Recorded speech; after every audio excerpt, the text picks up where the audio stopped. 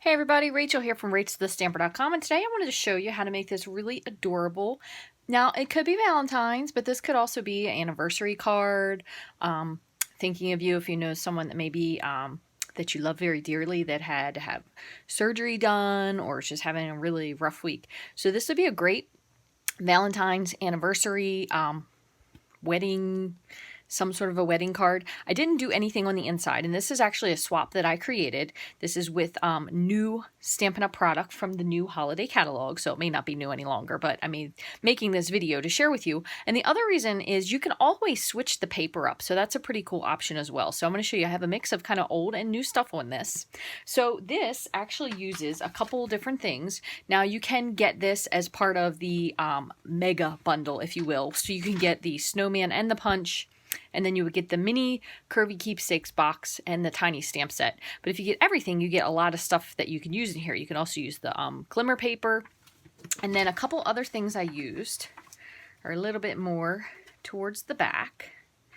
Kind of in the, I don't want to say they're in like the all holiday section, but they kind of are in the back where things might carry more towards the end of the year.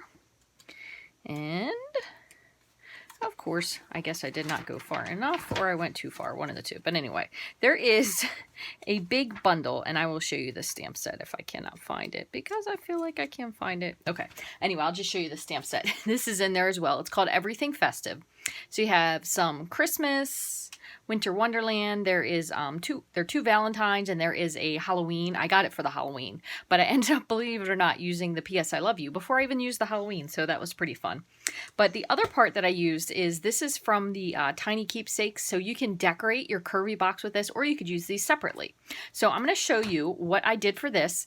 This is actually two stamp pieces, 2 pieces of DSP, and then a little bit of layering, so you might recognize these. These are from the Bird Ballad bundle. I believe that is the bundle, but you end up using the nested dies, the stitched nested dies for this. And then I also used from the curvy keepsake, I just used the heart. So a couple of things I did do ahead of time just to save time, but a couple other things I'm going to share with you. So I did already cut out the heart, and what I did was I used a little piece of ribbon just to tie it through, and I snipped it off. I put some dimensionals on the back of this. I did also cut out the red layering piece for this, so this is the red stitched piece. And then I do have 2 pieces of DSP already cut out. This is from the Magnolia Lane, and this is from the Bird Ballad DSP, and these measured 2.5 by 2 inches. Pretty sure they're pretty close to the same. 2.5 by 2 inches. You could make it a little bit bigger if you wanted, but I kind of found that they just basically covered up, and then the center part is going to cover up the middle.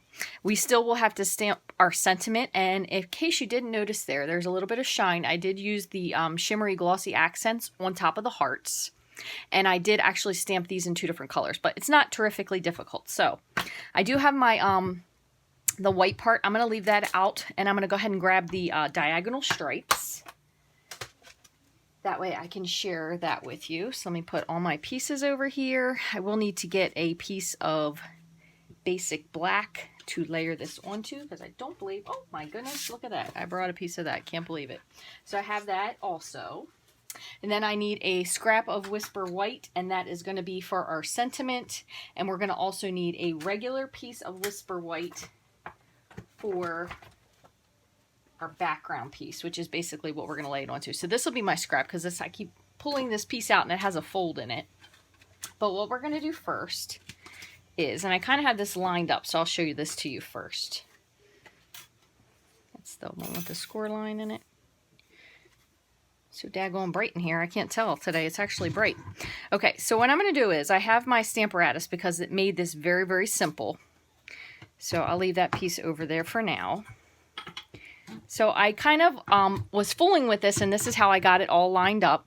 So what I did was I was just reusing paper, so you can certainly use the correct side. But I have a piece of 4 by 5.25 Whisper White cardstock, and I put it down here in the corner. So it's measuring up. And again, this is with the centimeter, so that's why mine is over a little bit. I'm going to just put this over here. So then what you'll do is you're going to take your stripes, or you could use the buffalo check as well. That there's a small one in there. And you're kind of just going to make sure that you have this on the edge of your paper. So you want to make sure your paper, if you get down, like down to stamp level, you can actually see if it's overlapping your paper. But worst case scenario, paper does have two sides. So you're going to just pick this up. Oop, there you can see I didn't clean it off very well. So we'll keep going with that stripe there. So what I did was I inked this in real red. And the reason I said you could do this for anything, originally I started this out as a, I was kind of trying to do a combination of like Valentine's and the snowman, but I did it multiple ways and I couldn't find the blue that I liked. So that's why I took the snowman out. So then you're going to just take your paper, you're going to rotate it 90 degrees.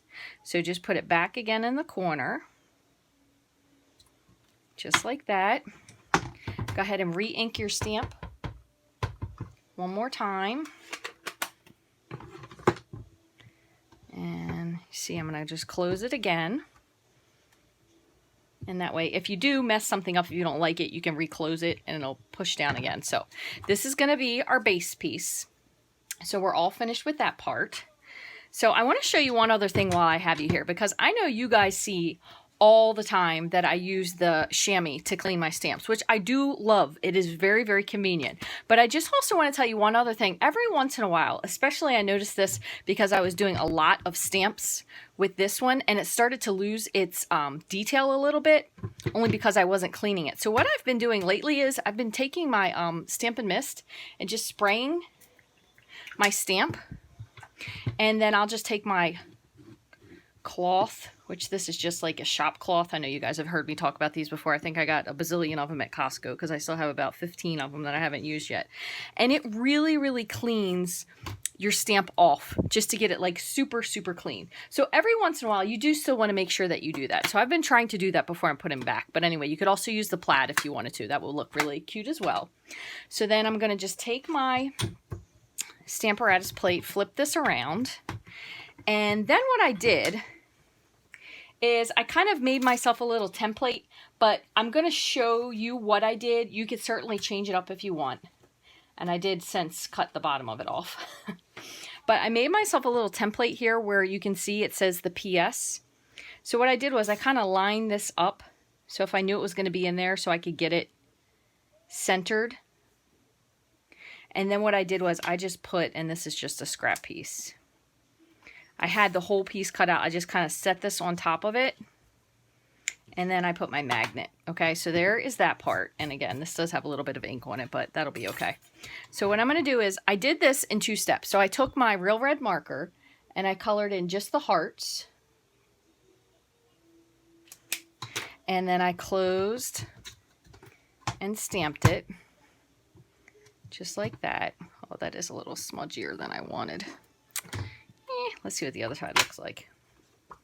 Oh, that's got a big red mark on it. All right, I'm going to go to a new piece of paper because I am going to use this, so I don't want to ruin it. Get rid of that. So this one's just going to have to be, hopefully I have it centered correctly.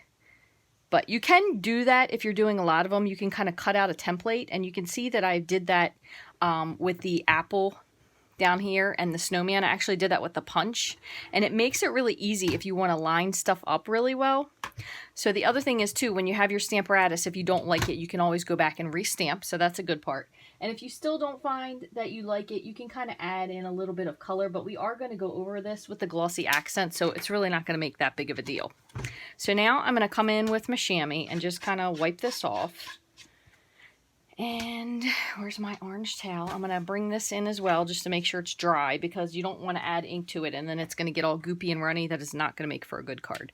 So then what I did is I went back in with my basic black marker and I just filled in the letters. And I find that if you kind of hold this at an angle, it really lets you fill in the stuff that you want to fill in without overlapping onto the things you've already colored. And then the other thing is too, you could keep like a little wet paper towel, baby wipe or something handy in case there's something you need to wipe off that you missed. All right, so then I'm going to take this and just press it down. And if there's something that I didn't like, then I could go back in and recolor it. But I think this turned out really, really well. So hopefully I lined that up far enough that it will, yeah, it's going to be just a little bit close, but that's okay. It'll kind of be off-centered like the first one. So now what I'm going to do is you can either use your chamois. I'm just going to use my little shop towel just to wipe off some of this residual because I do still have a few other ones left. And then I will leave this here. But basically you can also make a template by cutting into it with your punch and then lining up the stamp. So that works really, really well also. So now I just have to grab two things. I'm going to bring my Big Shot over. You can see I have a lot of glimmer here because I cut a lot of glitter hearts. I'm going to put this on. And I do want to make sure that it's just, for the most part, lined up. I did kind of have it off-centered originally when I designed it, so this one's going to be just like the original. I kind of moved it over a little bit since then, but you could center it. You could make it slightly off-center, just depending on what you want to do. Move this over. So then you'll have your white piece, just like that. So then what I did was I took my real red marker and I just traced the edges just gently. Just so when I laid this down, it had just a little bit more depth to it. Okay, so there's that. All right, so then I put this onto the next size up, real red. So I'm just going to layer this on here directly. Just like so.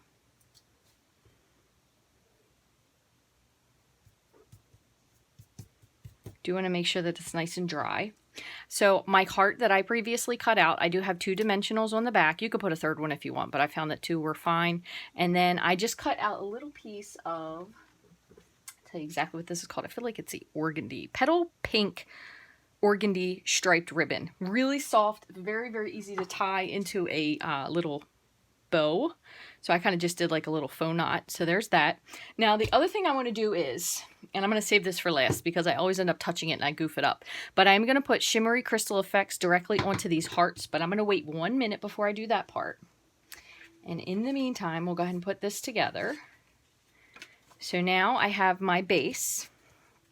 I'm going to put this here, and you can put them whatever way you want, here and here. And I know you're kind of thinking, Rachel, that does not look like it's going to work out, but trust me, it'll look really cute when we're done. So what I did was I kind of put these all the way to the edge. So I have them all the way to the corner. And then just press. And then same with this one. Just put it down, move it all the way to the corner. And press. So there you go. Then what I'm going to do is, where are they? I'm going to put a couple dimensionals on the back of this, just because I thought it looked fun. Popped up. You could also, if you wanted to hide them a little bit, we do also have, finally, black dimensionals. This is a little bit off-centered, but probably could use one more dimensional over here. I'm going to put one more on.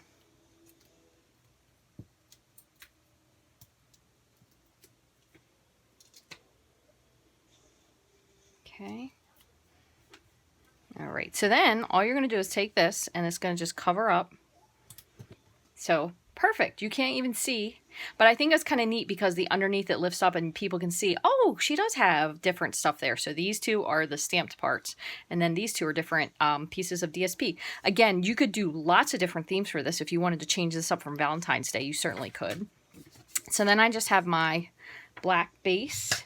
And this is 4 1/4 by 11, scored at 5 1/2. And then we're going to just do the same thing. Lots of different stuff you could add on here if you wanted to. Could easily switch out the theme. It's a great way to use little pieces of DSP that you may have laying around. There we go. And that's it. The only thing I'm going to do, just to add, finally, is I'm going to take my Crystal Effects. And this is a shimmery Crystal Effects, and it does have a nicer tip on it. It is pretty easy to get working, but you definitely have to allow this time to dry. Just keep that in mind. And it does not look clear at first.